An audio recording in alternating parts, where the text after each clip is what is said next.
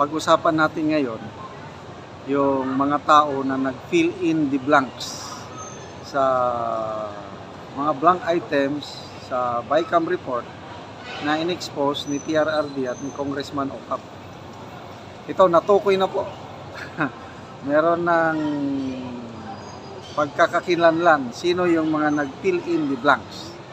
Si Congressman Ungap din ang nagbulgar nito.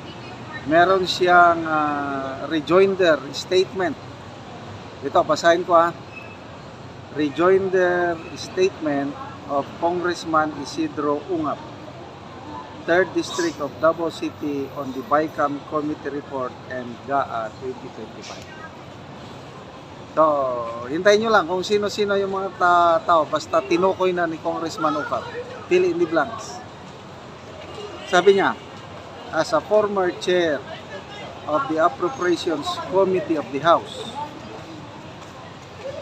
and as member of Congress, I take it as my serious duty and responsibility to study and scrutinize the national budget. This is about the money of the people, and we should leave no room in appropriating them with error, irregularity, or malis. So, grabe pala ito. Dati palang chairman ng Committee on Appropriations, kaya alam niya kung ano yung proseso. Ay, dagdag niya. And as I was studying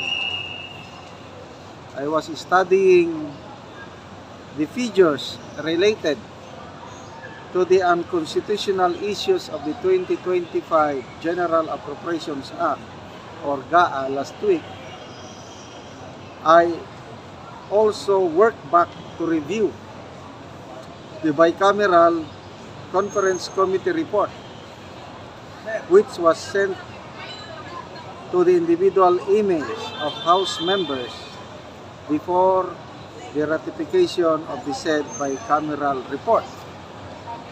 I was shocked that there were several pages with blank amounts on certain expenditures of the signed BICAM report. This bicameral conference committee report constituted the final version of the reconciled separate versions of the House and Senate, meaning this is supposed to be the basis of the figures reflected in the GAA 2025 itself, minus the President's message and signature. Ito na, malapit na tayong malaman kung sino yung nag-fill in the blank. This signed BICAM report is what we expose as our duty and adherence to transparency and accountability during the podcast with former President Rodrigo Roa Duterte, Attorney Vic Rodriguez, and Attorney Martin Vic Delgra at Basta Dabaweño. The reactions from Malacanang were off tangent.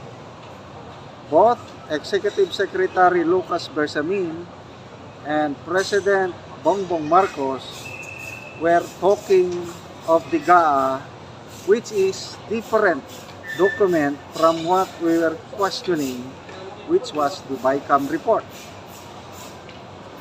They skirted the issue by asserting that there were no blanks in the GAA of 2025.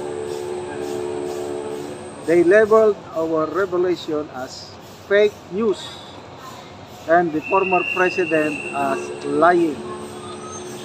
However, no amount of evasion and distraction will cure the fatal defects of how the GAA 2025 were enacted into law. Belatedly, we also learned that as early as December 16, no less than the elder sister of the President, Senator Amy Marcos, has strongly rejected signing the BICAM report, it having, in her own words, lack of documents and having blanks in it. Ito na yung paragraph.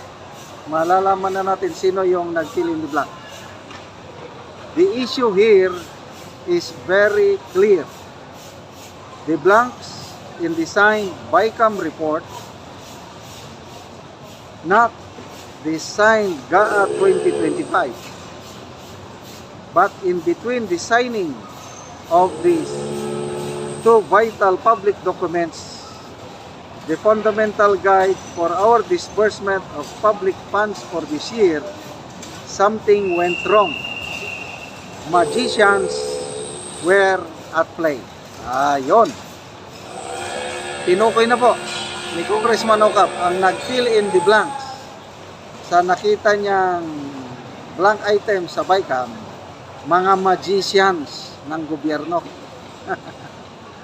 So, pangalan, ayun, wala pang mga pangalan, basta magicians lang sabi niya. There were persons or a group of people who filled up these blanks item clearly shown in the signed BICAM report. Who are they? Yan. Clearly, they usurp the role, the sole power and responsibility of Congress to appropriate public funds. This is not just irregular. In the words of the former president, who is a veteran prosecutor, criminal. I say it is the sworn duty of both the President and the Executive Secretary to ferret out en masse these criminals and make to account for their misrepresentation, usurpation of Congress, and falsification of public documents. They must act swiftly, lest confidence in government will be eroded. With conclusions, we are playing with and are squandering the people's money. Okay? So yun po ang rejoinder ni Congressman Ocap na ang nag-fill in the blanks ay mga magicians. Kung sino-sino sila, yon ang hamon ng kongresista sa administrasyong ito na i-unmask, i-ferret out. So, ito yung tanong. Sino ba yung nag-post? Si Professor Cielo Magno.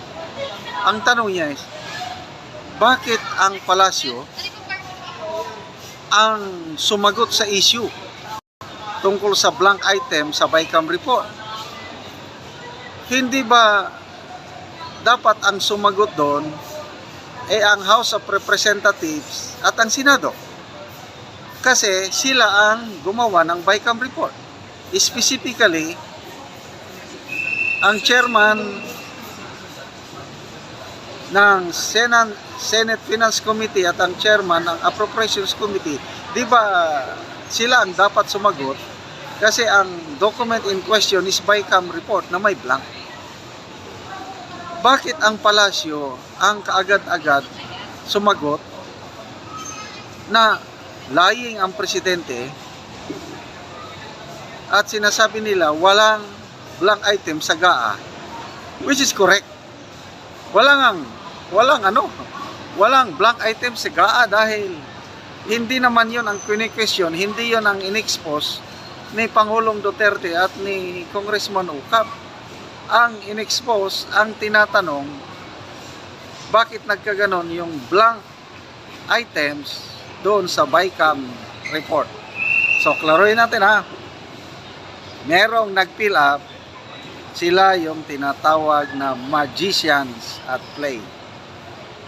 So, kung sino-sino yung magicians, yun ang hamon sa atin lahat. Kasi, Pera ng taong bayan yan. Hindi pwede na basta-basta na lang na iblangko mo, tapos mamaya ipilapan mo. Eh, foul yun. Sabi nga ni Pangulong Duterte, that's criminal. You can all go to jail for that. Sana sa mga darating na araw, malalaman na sino yung nag-fill in the blanks, sino yung mga magicians na gumawa ng hocus-pocus sa BICAM na naging gaan.